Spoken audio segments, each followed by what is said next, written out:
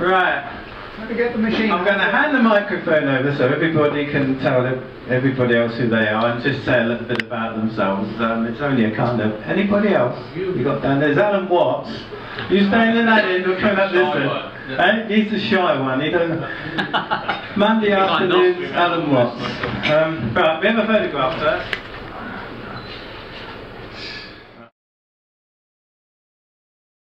And you've got one as well.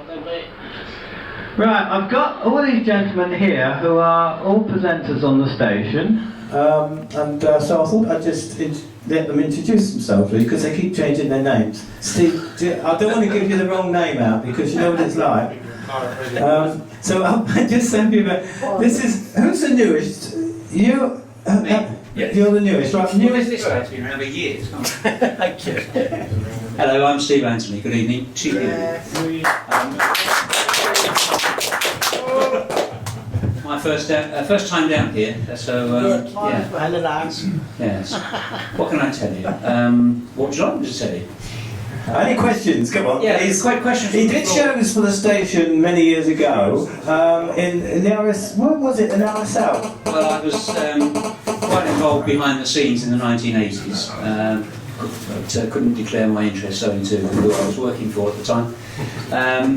And then I was lucky enough to do a couple of programmes on the 1994 RSL from Bradwell, which was great, sitting in the studio with a commanding view of the sun rising over Bradwell Power Station, a memory that will never be removed from my memory. And then I sort of walked away from it all, really, because the pressure of life and career and all that kind of thing. And I actually retired from my 9 to 5 in 2010. And I thought, you know what, I think I'll try and get involved again. And popped down to Tilbury and ended up part of the restoration crew with the likes of... Scraping and painting? Absolutely. You know, met me? Give me a needle gun and a scraper and I'm your man. The likes of Roland and Keith over there and various other people, I'm sure. Derek May over there somewhere? But I'd always had this desire to get on air if I could, ever since about 1968. Anyway, kind of long story sideways, I managed to get on there, well, from last November. I've been doing it for 12 months now. And yeah, it's great fun. But look, you guys must have questions. I could wish on here all night, but questions from the floor, come on. Anybody? They've all gone quiet. They've all gone quiet, okay. Well, I've got some stories then. I was very fortunate to be one of the guys who was on the ship when it got taken round from Tilbury round to the Blackwater back in July. And that was, well, it was a wonderful day, it really was. We were so fortunate because the weather was fabulous.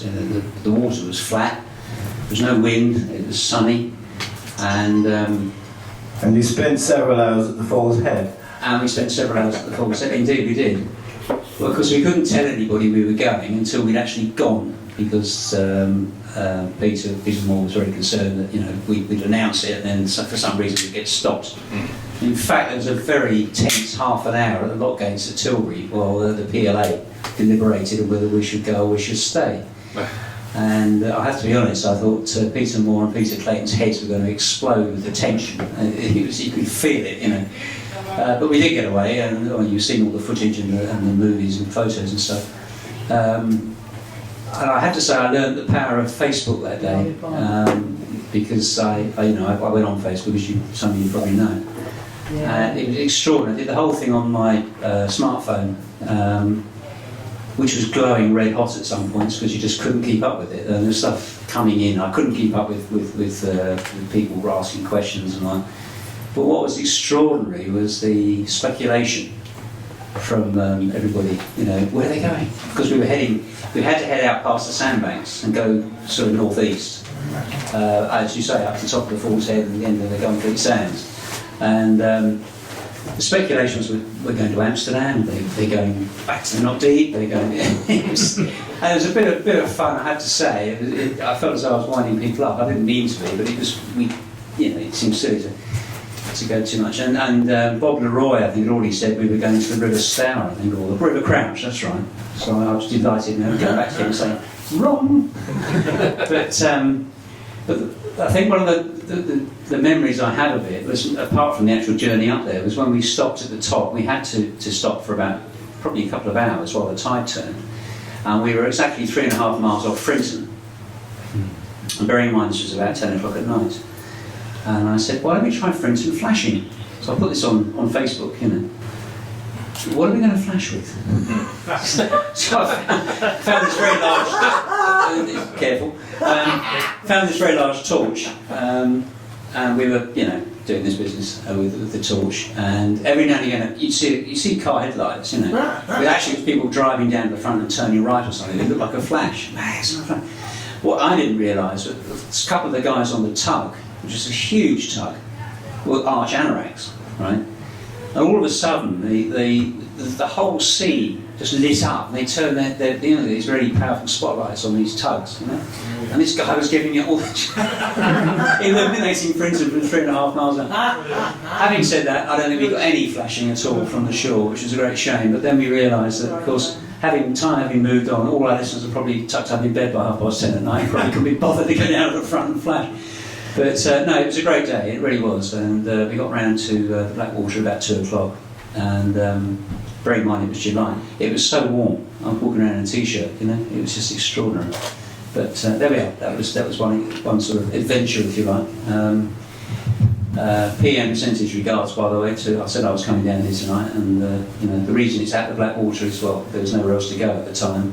It's not because it's in his back garden, in fact he said it's more of a curse than a blessing, but because he's now worrying about it and pops down there every now and again, seeing it's still there. But it's doing well and it's fine, and well, Keith and obviously Rowan have been out there, you can probably say more about it, but it's looking good out there on the Blackwater. What else can I tell you? Tell us about the old mast. When you were involved in getting the old mast up? The temporary mast? Yes, I was. That's one of those crazy stories back in... How I got involved with this madness, I really don't know. This was about 1980, I can't remember, 88, 89 I guess. John Birch, you know John Birch, you guys, don't you? I've been here a few times. Yeah, I know. I used to run around with a guy called Simon Cooper Smith, who some of you guys probably know. There you go. Because he lives not far from me. I see him about once a year now. He's not interested in this stuff anymore at all. Simon's like that. But he's now the chairman or the secretary of the British Postbox Society. And they run catalogues of all the post boxes in the UK. And you thought you were anoraks. Anyway, that's another story. So yeah, John sort of said to us, "Yeah, we've got to go and pick up some aerial sections. I'll get a flatback truck, and you know, you're up for that." So we waited at the top of my road for John to come and pick us up. And out of the mist, well, not the mist, the blue of the evening, appeared this open-top double-decker bus. That was like John's company, and it was a double-decker bus. And there was a few people on board. Anyway, we shot down to, I say shot down, such as you can, a double-decker bus, into Ashdown Forest. Fighting our way, because we were on the top deck, trying to move tree branches as we went down this road, and we got to this place, and there's this huge heap of aerial parts. I mean, I don't know what this guy did, but it was like a scrapyard or something, but thousands of these bits. And we picked up about 6 sections, as far as I know, of the masts that eventually ended up on the front deck of the Ross. But it was like, well, how do we get those onto the top of this bus? I mean, if you read the magazine, you know this story anyway, but it was just crazy, you know. There was 4 of us or 5 of us trying to get... How long were those sections? 15 feet or something? It totally destroyed the top deck of the bus. And we got them on top of this bus. And this thing's clunking and clanking. And we had Mike Watts on board, who was one of the engineers at the time. And bearing in mind we're in Ashdown Forest, he lived in Brighton. He said, "Oh, can you take me home first?" We had to go to the Isle of Grain, you know. We're going, "Yeah, but it's like 11 o'clock at night." And anyway, we did. So there's this bus parked outside his flat in a narrow street in Brighton with all this aerial stuff on top, you know. Anyway, we left there about midnight, went up to the Grain, and how do we get them off again? And we just throw them off. So we heaved them over the side, dropped them, and this is in the middle of a caravan park, right, at 2 o'clock in the morning. And it's all supposed to be hush-hush. Anyway, we dumped all these things and came home. But yeah, they eventually got taken out. I'm not clear how they got out there, if I'm honest. I was told they were taken out on the back of a Zodiac by Warwick, but I think that it certainly was taken part way, and I think the rest of it was taken by what's his name, the Fish, David Fish. That's right. Yeah. But yeah, that's just one story of many. I'm sure some people can probably supply. Well, you can listen to his show every Friday afternoon. Well, you're doing the show Friday afternoon. Friday afternoon 2 to 4, and then Sunday evening 6 to 9. Yeah. So tune in and listen. Thank you very much. My pleasure. Great. All right. Thank you. Now we pass it on to our another new presenter who's been with the station for. What do you mean new? Well, we knew. He was on. Actually, I saw a photograph of you today with your head through a porthole. Yes, possibly. I was going to bring it down and put it on the projector, but I thought I better not. But was it the one upstairs? yeah. Yes. Was that the toilet? No, that was a studio. It looked like a toilet. So there is a porthole in the toilet, and that's usually the one we poke our heads through. But right. No, I think if it's the picture that I think you mean, I think it was the studio. Anyway, tell them who you are, and there's people here that haven't been before, so tell them who you are and. 10:49. Right. My name is Kevin Turner, and I've recently rejoined Radio Caroline. I was last actually on board the ship when it was at sea off the South Falls, and I did my final programme there. It must have been a day in November of 1987, and apparently word tells me that I closed with the words of "See you tomorrow." 27 years later, I finally managed to deliver on the promise. So it's been really nice to come back again. Peter Moore emailed me a little while ago after I made contact and said that he was looking to fill a few extra programmes that I think were running just non-stop music at the time. So I'm now doing the Saturday breakfast show. I have to say that I do feel completely cold in all this, because whereas every other breakfast show on Radio Caroline begins at 7 o'clock in the morning, for some reason mine has to start at 6. So if you don't mind setting your alarm clocks just that hour earlier, I would be very grateful for your company. What price is the t-shirt? Oh, sorry, I don't know. Actually, I've got a question for you, Steve, because the thought dawned on me whilst you were talking. Now, I'm well aware that there may be an element of confidentiality here, but what was it, if you can say, that the PLA were objecting to for half an hour as you sat in the dock? It's 17.25. I'm not actually clear on that. I think it was to do with the paperwork. We hadn't paid the bill. Probably hadn't paid them. That's a very good point. Yeah. I don't know. I think it was a case of there's still that concern that somebody's going to do something with that ship. That might be a bit naughty. I'll tell you something else. Sorry, may I just for a second? You know, we've just had this week with Manx Radio, which I hope you all heard and enjoyed. A precursor to that was we were approached by the Isle of Man Post Office, who said that they wanted to issue a commemorative set of stamps about Radio Caroline. And we were asked to submit photographs, and I submitted one of my pictures of the day I left the Ross. That shot that was on Facebook was seen by 17,000 people, which I find extraordinary. Sent that off, and they said, thank you very much, these are great. But all stamp issues in the UK have to be approved by the Royal Mint, or something. And then it was declined. Because they said that the subject matter was too controversial. Can you believe that?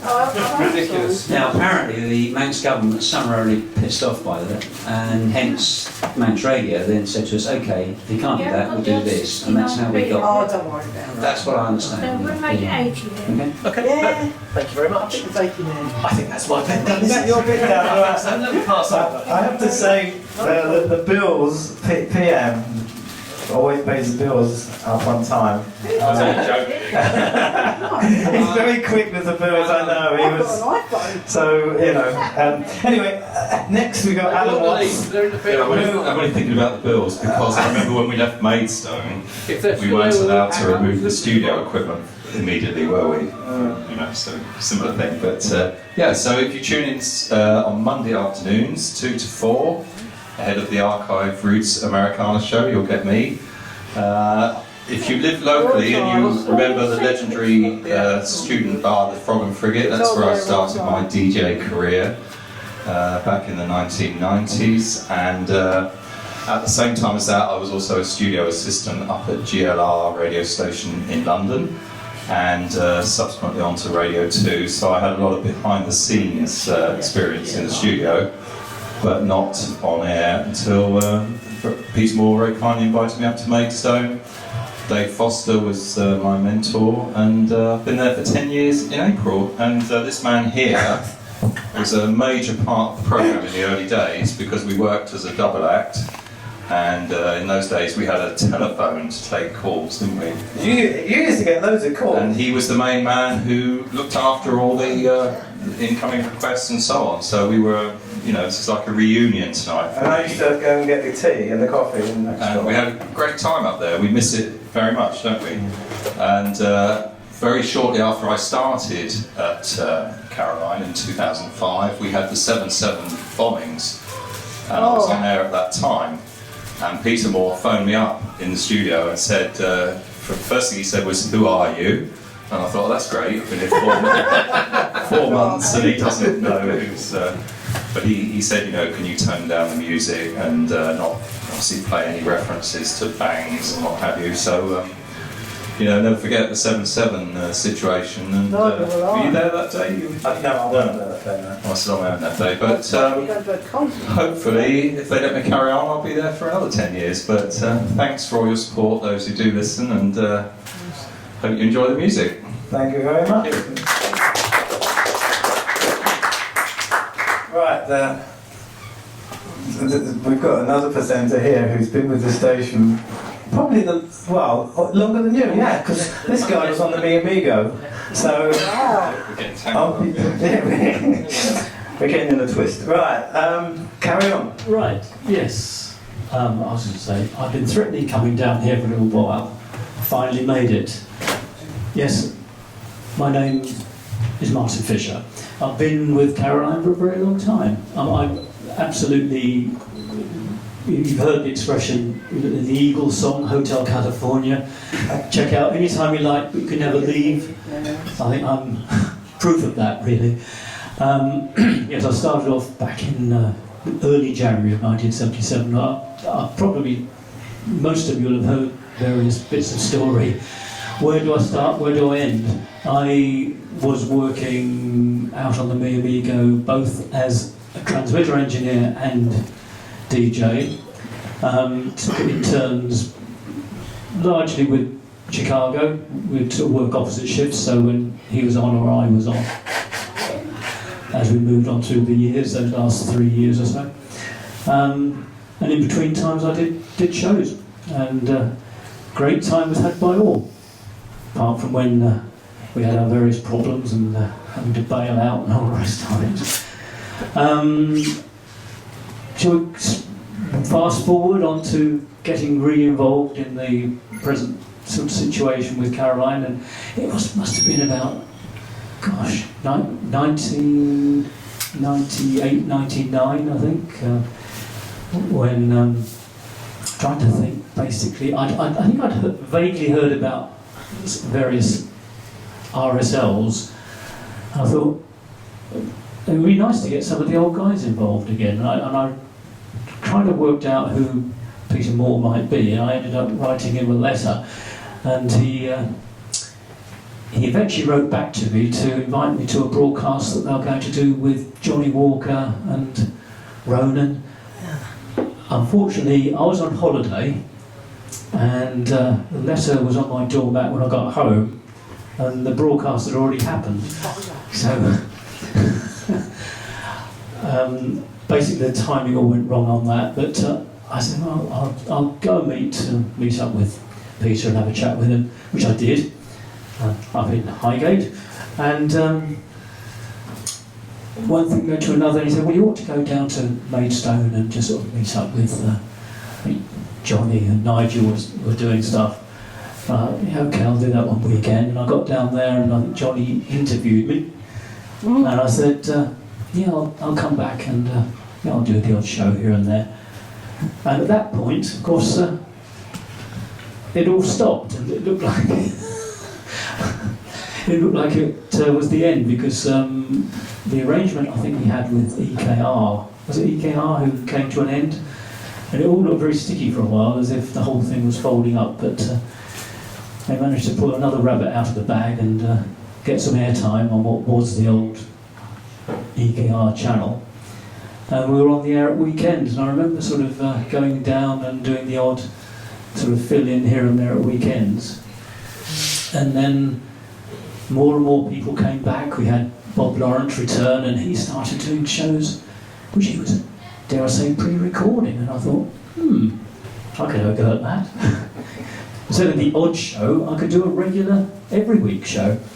And so that's where it sort of sprung from, and ever since then, whenever that was, in the early, around 2000 or so, I've been on the air continuously ever since, which is incredible, really. If anyone had said to me back in 1977 that you'd still be doing shows in more than 30 years' time, I would have said you must be completely bonkers.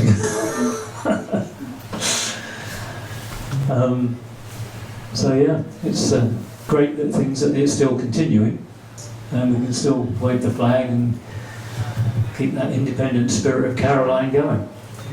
Does anybody have any questions? Yeah. When you were on the Mi Amigo, you will hear how dodgy the poor girl was. Were you ever frightened, or did you think, if we sink or what? That's a good question. I think it was almost my very earliest, probably almost the first night. I remember having a quick look around the ship. I can remember seeing some rather worrying little wimpy bits of water sort of seeping through right at the very front of the ship, in front of the transmitter room, the very furthest front of the ship. I thought, not very happy with this. I must have mentioned it to somebody, and they said, "Oh, but we've had it all checked out. They've checked it with this device that can measure the thickness of steel. Oh, it's perfectly okay, no problem at all." Okay. Yeah, right. And then I remember lying in my bunk probably that first night and thinking, what I knew about rust and steel, it's if it's continuously wet, it's not a problem. If it's dry, it's not really a problem. It's that area in between where it's sort of wet and dry and salty as well. And I'm thinking, could it be that we've got a really weak point all the way around the ship? And could the bottom just drop out? And then I started thinking, but actually, how does the ship work? You've got the sort of pressure of water, and the ship's heavier than, but it's sort of holding us up. And I convinced myself that actually we were quite safe. And as time went by, the funny thing was, although it was an old ship, you grew to just feel safe on there. Even knowing what you knew, it just sort of. She looked, and we always had this. It was almost folklore at the time. It was like what do you call it? Actually, had a guardian angel or something looking after us. And I remember people used to say that. It was probably from Ronan, I guess. Don't worry, baby. Don't worry, baby. Yeah. the karma will look after you. But there was that feeling that no matter what, it would be all right. And you did feel safe on there, I have to say. Even although I had that worrying thought that first night, I soon came to terms and thought, no, that's okay. And even when because it sank a few times, didn't it? They pumped it out. Did you think? Oh, you see, I was never actually there when I was lucky. I have to say, I was quite lucky. And I was never actually on board during any of those really bad situations. I did experience probably it was a little bit scary. There was one night I was on air when the generator failed, and I was down in the studio on the Mi Amigo. Bit bloody dark. Yes. was below decks, if you go sort of up below where the living accommodation was, there's the English studio, and the record was playing, and then all of a sudden, lights flickered and pitch black. I used to carry a torch around with me, except that day somebody had asked to borrow it, Oh, and of course never gave it back. another word's beginning with A. And oh God, here we are in pitch black. I stumbled around the ship in the dark, feeling my way around. I was actually sleeping down in the rear end of the ship, and the cabin that me in Chicago used to try to, as Chicago said, don't let the riffraff in there.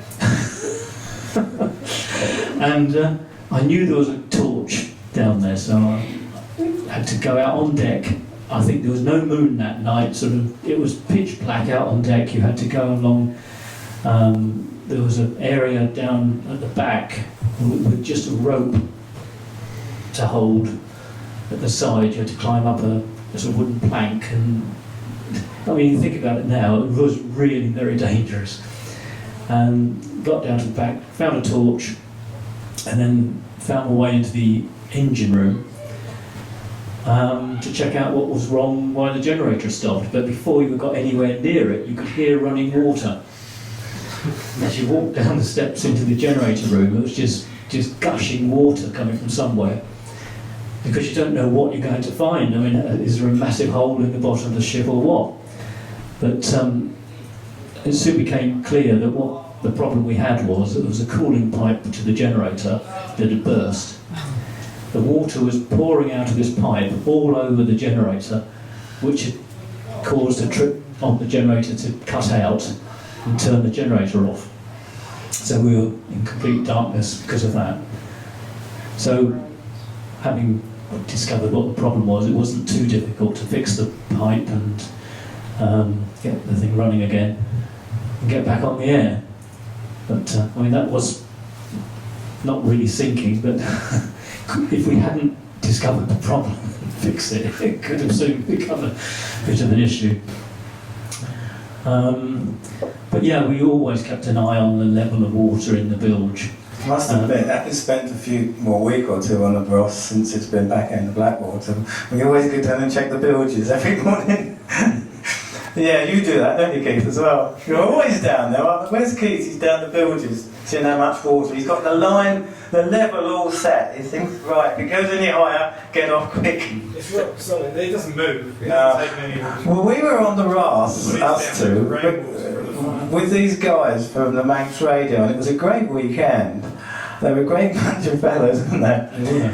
And of course, your video is on the site now, so you can see a video being interviewed by these two guys, and it was also in Manx. What was I going to say? Yeah, the wind got up. It was blowing a gale that night, and poked my head out the door, and you couldn't stand up. It was howling, and over on the shore, you could just about see at the shore. You just about see the spray coming up over the shore.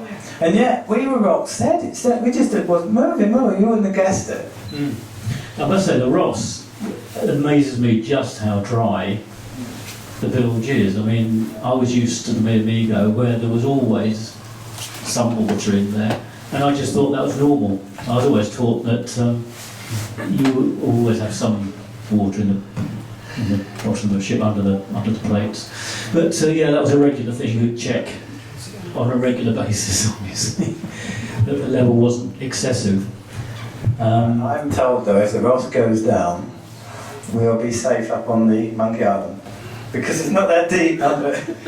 It's reassuring, but that was one thought that crossed I think we talked about this, didn't we? Yeah.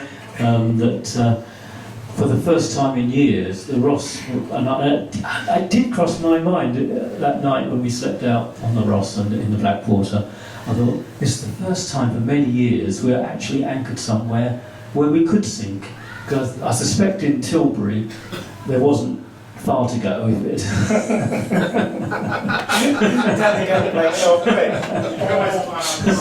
You can always climb up the mast, yeah. Yeah. Well, thank you very much. I hope you can all come back again, perhaps in March, end of March, when hopefully we'll get a much bigger crowd and the weather will be better. I know it's raining out there, it's not a very nice night. So please buy some stuff off at the stall. I'm going to go around with some raffle tickets now, when you can choose a couple of prizes off the stall, and kept your favours for buffet. So thanks for coming, and hope that you can come back again and do it all again at the end of March. If you want the details, I've got the website where you can check to when the next meeting is, but it's usually the last week of March. I'm coming round with your raffle tickets now, so have a natter amongst yourselves. There's still some more buffet left, and spend some money for your Christmas presents. Thank you very much for coming.